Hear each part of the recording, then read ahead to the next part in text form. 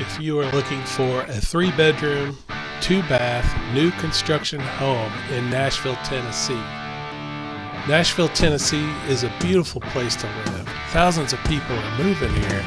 There's new homes going up, and so are the costs. Why are the costs of moving here to Nashville, Tennessee getting so high? What is happening at closing? Are these people making terrible, costly decisions? Are you moving to Tennessee and afraid of making costly mistakes?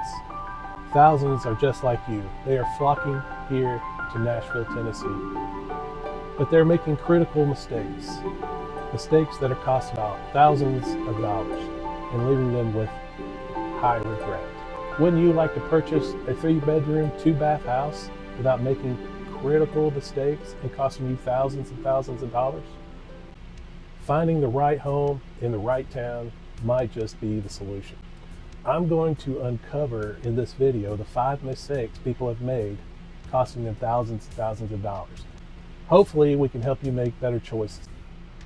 Number 1 is important, and it's easy to find this information anywhere. Of buying a home that you can't afford. If you can't pay the payments, you can't stay in the home. Number 2 is due diligence. What are you looking for in a home? And we're going to circle back to due diligence. Due diligence is a bracket over this entire list of 5 things that would cost you money. Number 3 is the location of the home. Do you need to be close to schools, daycares, or do you want to be part of the nightlife, or do you want to live close to the lake or the lakes? That's kind of the question. It'd save you thousands and thousands of dollars if you make this one correct choice alone. Cost of living to where you want to live at. This is a big one. What is the cost of living? What are the taxes? What are the insurance? Is it cheaper in another town, one town over? So what neighboring towns are close to that you might rather live and possibly get more house for the money by saving on taxes and insurance? Towns like Mount Juliet, Tennessee. Mount Juliet butts up to Donaldson, and it is just on the outside of Davidson County. Taxes are cheaper there. Insurance might be cheaper there. Now we've got to number 5. Number 5 is a big one here. Not asking the right questions. Now, why is that a big deal? Okay, let's say you're in a contract and you placed a deposit, you've made an offer, and something comes up and it's expensive. It's expensive to fix, but you may not know if it's expensive to fix, or problems can come up in a deal. What problems can you use to get out of the contract? You've got to know that. But let's say after the inspection, something comes up, or let's say you don't hire the right inspector. Let's say you don't have the right people working for you to watch out for you. You are the fiduciary. You are the fiduciary. You need a watchdog. Like, this is really serious. So if I take you, or let's say I meet you at a house that you want to look at, I'm going to bring a few things with me. I'm going to bring a level, and I'm going to bring my drone, and we're going to inspect this house to the best of our knowledge before you start wanting to or thinking about putting an offer on this house. Once you figure out that you like the specific house that you like, we start digging in. And now, I am not a professional inspector. I recommend you hire a professional inspector, but you've got to ask the inspector the right questions. You've got to see pictures. You might want to see pictures underneath the house if there's a crawl space of what's going on under there.